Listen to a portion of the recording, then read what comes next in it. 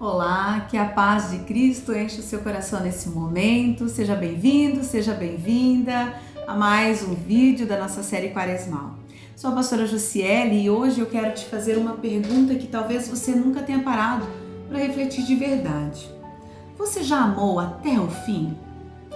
Eu não estou falando aqui de um amor comum, nem de um gesto bonito que a gente posta lá nas redes sociais.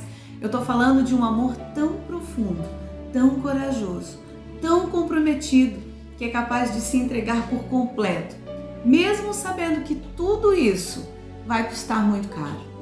Essa história não começa em um trono, mas num chão de terra batida. Não termina em uma festa, mas numa cruz entre dor, silêncio e redenção. Hoje eu quero te convidar a caminhar comigo pelas últimas palavras de Jesus, a última frase antes de entregar o fôlego, a última expressão antes de fechar os olhos e mudar para sempre a história da humanidade. Está consumado. Mas o que exatamente foi consumado? E por que isso muda a sua vida hoje? Se você quer entender a profundidade dessa entrega, se você quer descobrir o verdadeiro significado da cruz, então fica comigo até o fim, porque essa história é sobre você também.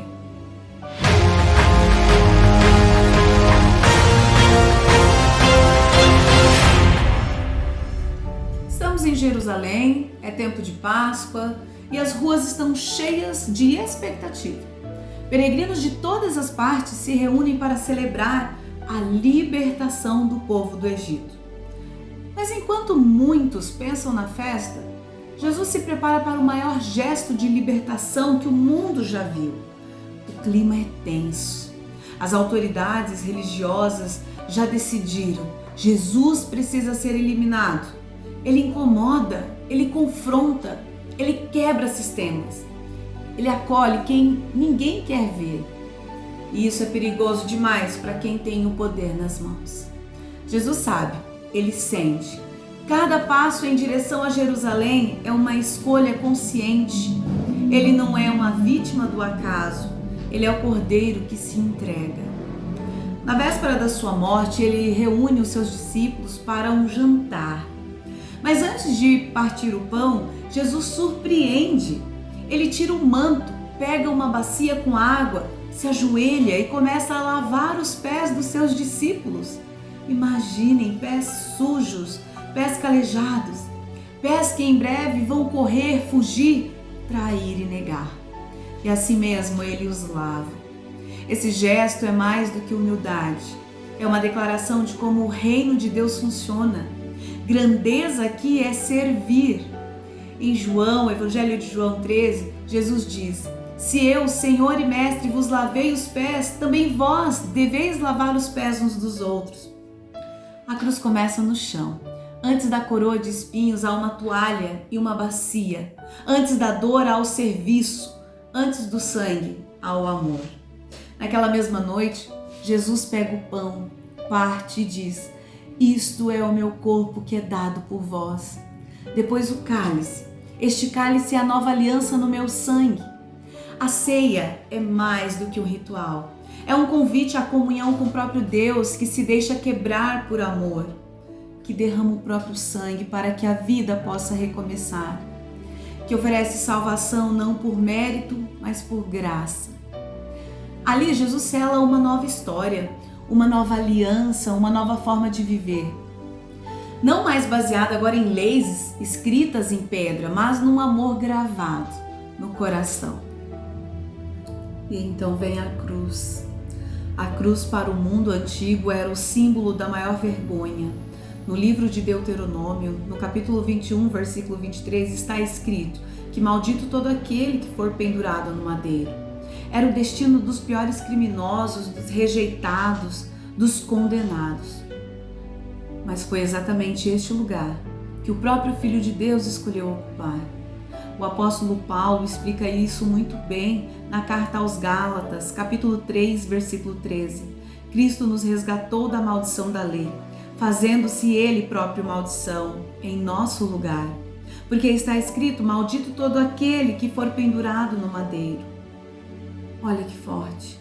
Na cruz, Jesus toma o lugar que era meu, que era seu, e carrega sobre si toda a condenação, toda a dor, todo o pecado. Isaías 53, escrito séculos antes da cruz, já anunciava o que aconteceria, mas ele foi transpassado por causa das nossas transgressões, foi esmagado por causa das nossas iniquidades. O castigo que nos trouxe paz estava sobre ele, e pelas suas feridas fomos curados. E quando Jesus estava ali, pendurado, sangrando, completamente esgotado fisicamente, ele não murmura, ele não reclama, ele ora. Pai, perdoa-lhes, porque não sabem o que fazem. E é nesse momento final que ele declara uma das frases mais poderosas de toda a Bíblia: está consumado. No original grego, Jesus disse tetelestai. Mas o que significa tetelestai? Essa palavra não é apenas um acabou, não é só um terminei, como quem desiste de algo, sabe? Tetelestai era uma expressão usada em vários contextos.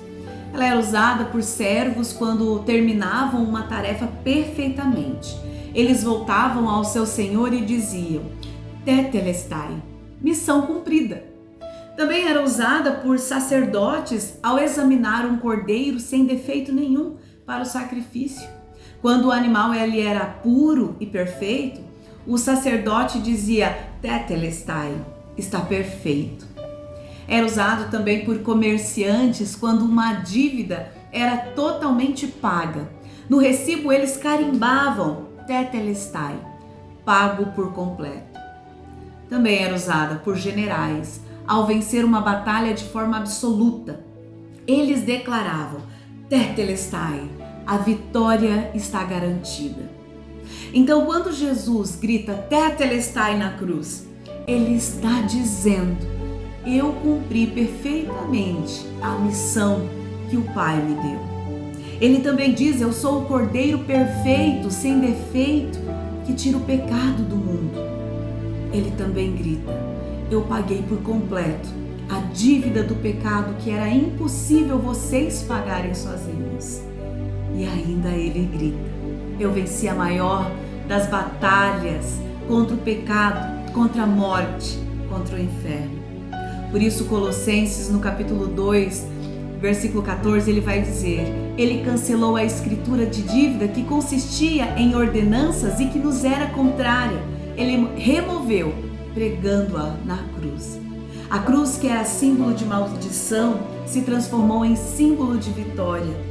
A vergonha virou glória, a condenação virou salvação e o fim virou recomeço.